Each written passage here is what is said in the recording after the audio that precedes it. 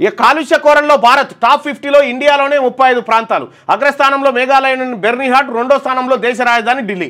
ఫరీదాబాద్, గంగానగర్లోని గుర్గావ్, భీవండి, ముజఫర్నగర్, హనుమాన్గర్లోను కాలుష్యం తీవ్రత అధికమే. ప్రతి ఏటా కాలుష్యం కారణంగా భారత్లో 1,00,000 మంది మృత్యువాత.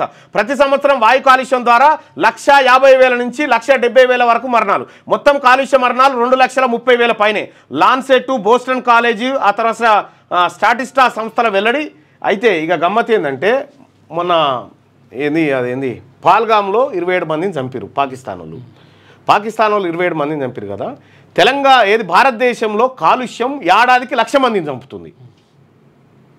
ఆపరేషన్ సింధూర్ లాగా ఎట్లయితే చేసినామో ఈ మనతాన ఉన్నటువంటి కాలుష్యం పైన ఒక కార్యాచరణ కేంద్ర ప్రభుత్వం తీసుకోవాలి. దరిద్రం ఏంటంటే టాప్ 50 ఉన్నాయి కదా, టాప్ 50లో 45 ఇవే ఇండియా పాకిస్తాన్ పట్టణాలే 45 నగరాలు. భారత్లో కాలుష్యం పెనుభూతమై తాండవిస్తుంది. ప్రపంచ దేశాల్లోని మెజార్టీ కాలుష్య ప్రాంతాలు, నగరాలు ఇండియానే ఉండడం గమనార్హం. ప్రముఖ లాన్సెట్, బోస్టన్ కాలేజ్, స్టాటిస్టా 2024 నివేదికల ప్రకారం అత్యంత కాలుష్య ప్రాంతాలు భారత్లోనే ఉన్నాయి. మొత్తం 50 అత్యంత కాలుష్య నగరాల ఎంపిక చేసుకుంటే వాటిలో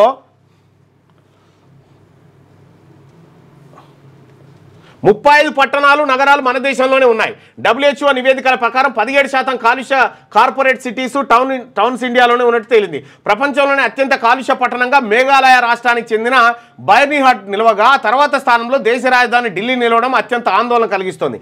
అంతేకాదు ఈ 2 నగరాల తర్వాత ఫరీదాబాదు, లోని, గుర్గావ్, గంగానగర్, భీవండి, ముజఫర్నగర్, హనుమాన్గారు, బల్లాబ్గర్ వంటి నగరాలు టాప్ 25లో ఉండడం విస్మయం కలిగిస్తుంది. మేఘాలయలోని బెర్నీహాట్లోనైతే పరిస్థితులు అత్యంత దారుణంగా ఉండడం బాధాకరం.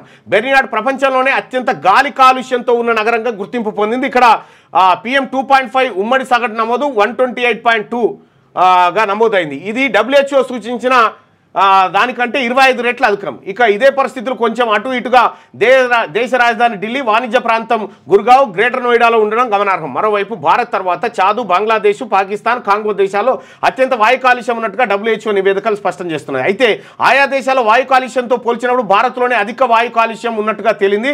మన దేశంలో ప్రతి ఏటా కాలుష్యం కారణంగా 1,00,000 మంది మృత్యువాత పడుతున్నారు. ప్రతి సంవత్సరం వాయు కాలుష్యం వల్ల 1,50,000 నుంచి 1,70,000 వరకు మరణాలు సంభవిస్తున్నాయి.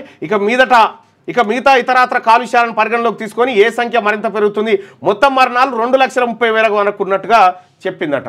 ఇక మనం 26-27 మంది చచ్చిపోతేనే దేశం అట్టుడికిపోయింది. కాలుష్యంతో ఏడాదికి 1,00,000 మంది చచ్చిపోతూ ఉన్నారు మన కాలుష్యం కారణంగా. ఇదే ఘటన ఇతర దేశాల్లో అంటే కొద్దిగా మెచ్యూర్డ్గా సివిలైజ్ అయినటువంటి దేశాల్లో జరిగితే ప్రభుత్వాన్ని గుంజి కూలగొడతారు. కానీ మనకి ఇక్కడ సెంటిమెంట్లు. ఇథనాల్ కంపెనీ వద్దు. పెద్దదన్వాడ గ్రామంలో మహిళా రైతుల ఆందోళన. ఇప్పటిదాకా చూసిరు కదా మహిళలు చేసింది. ఇటువంటి కాలుష్య కంపెనీలు పెడితే పట్టణాల వరకు ఉన్న కాలుష్యం గ్రామాలకు కూడా చేరుతుంది కదా పొద్దుగాల. లేటెస్ట్ న్యూస్ తెలుగు మరియు ఇంగ్లీష్ అప్డేట్స్ కోసం ఇప్పుడే క్యూన్యూస్ అఫీషియల్ యాప్ ని ప్లే స్టోర్ నుండి డౌన్లోడ్ చేసుకోండి. సరికొత్త సమాచారాల కోసం క్యూన్యూస్ వెబ్సైట్ ని ఫాలో అవ్వండి. ఛానల్లో ప్రాంతీయ, జాతీయ, అంతర్జాతీయ వార్తలు వీక్షించండి. లైక్ చేయండి.